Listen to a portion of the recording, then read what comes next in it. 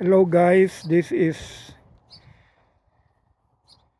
Romeo from the Garden of Gethsemane. Uh, I'm just want to teach how to plant uh, creeping phlox. This is a creeping phlox. They are alive and it's not officially spring in Canada. And it's only March 11, sorry, March 11, and there's still some snow left in the bed of creeping phlox. But I'm going to teach you guys how to plant creeping phlox. Creeping phlox is a ground cover. They are ground cover, and this one I'm teaching how to propagate it from cutting. And I'm going to my bed and cut some branches.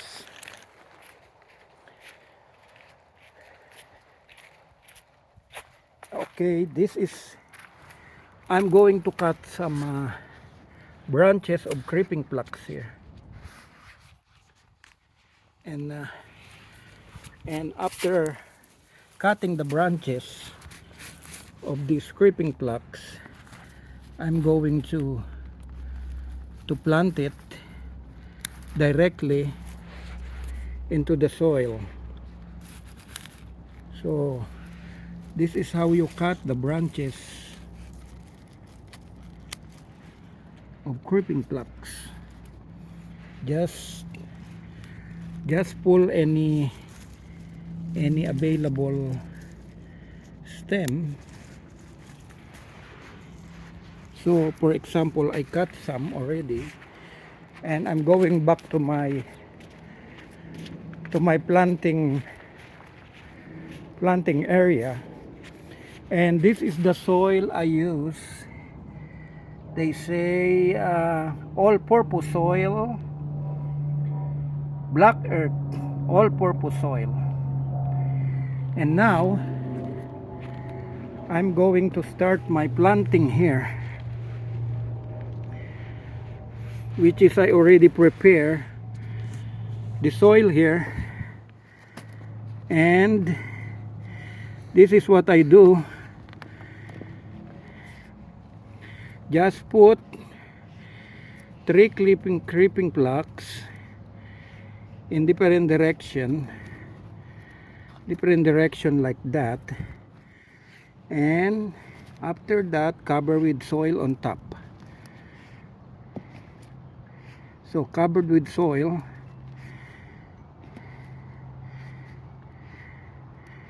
yeah.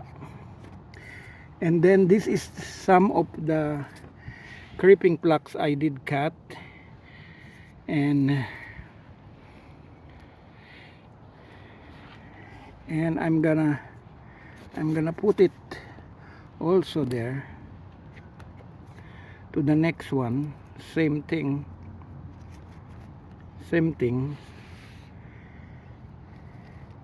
just put 3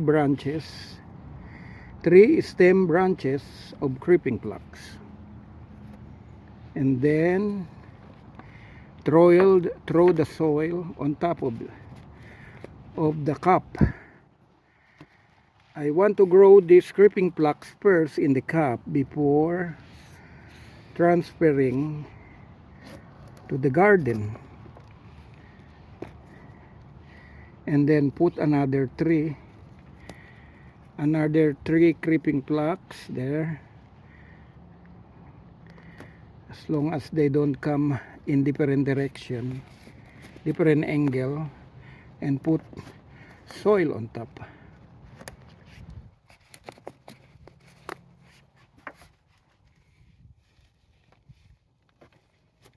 Put soil on top, and then another creeping phlox branches. Throw 3 again.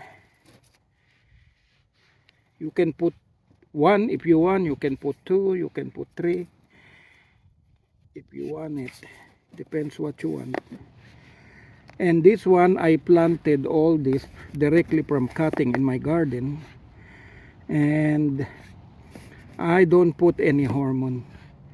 I've been doing this for years. I don't use hormone.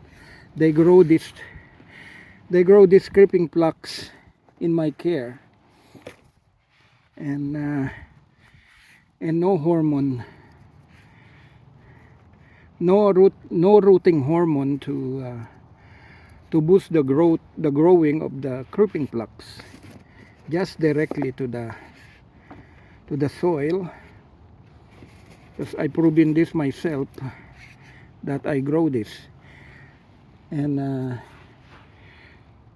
you know, many friend of mine keep telling me I have a green thumb, but sometimes it's not a green thumb, it's the care too. Because if you made mistake, if you let it dry out or overwatering, they can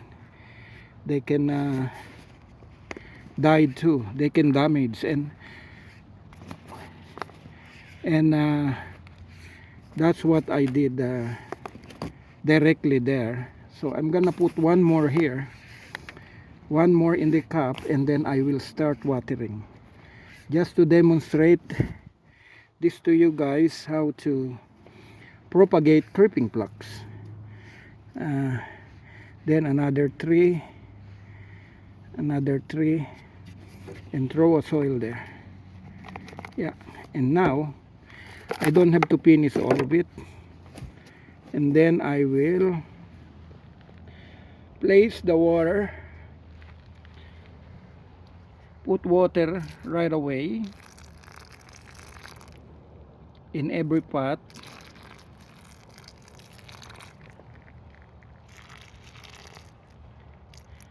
Put water there.